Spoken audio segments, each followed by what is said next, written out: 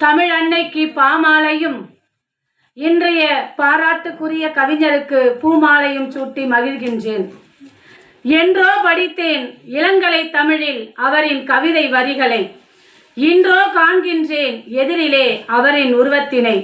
துளிப்பாவுக்கு திலகமிட்ட ஜகத்தின் நாயகரே, ஜெகதீசன் என்று பெயர் கொண்ட கவி பெருஞ்சுடரே, மனித நேய விடியலின் முதிபெரும் தமிழ் உரை செம்மலே, கற்பனை கலைப்பொருளின் உயிர் ஓவிய கலைச்செல்வ தலைமகனாரே, கடல் சங்கொலியாலே இசைப்பா எழுதிய தமிழ்ச்சங்கமே, முதுபெரும் இலக்கிய மலைக்குள் புதிய பாதை அமைத்த படைப்பாக்க சுடரொலியே, புத்தர்களும் சித்தர்களும் வாழ்ந்த பூமியில் தமிழ் பித்தனாய் வாழும் பெருந்தகையீரே, மணமாளிகையில் வசனங்களை தீட்டிய கவி உலக நாயகரே, வானுயர மரம் செய்து மரமளவு உமது பறக்கங்களை மாலையாக்கி வணங்குவோம்.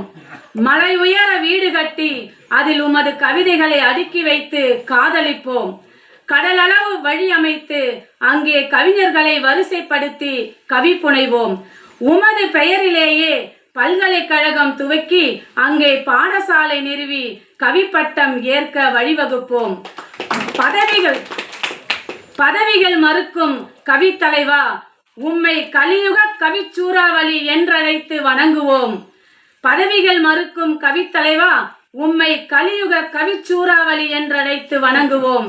மாறுதல் கொண்ட அகவைக்குள் முது அகவையில் நீங்கள் இருந்தாலும் வாழ்நாள் சாதனையை நான் செய்தேன் உமது காலத்தில் வாழ்வதனாலே. என் பெயரெனும் உன் பெயர் சொல்லவே நீவிர் வாழ்க வாழ்கவே.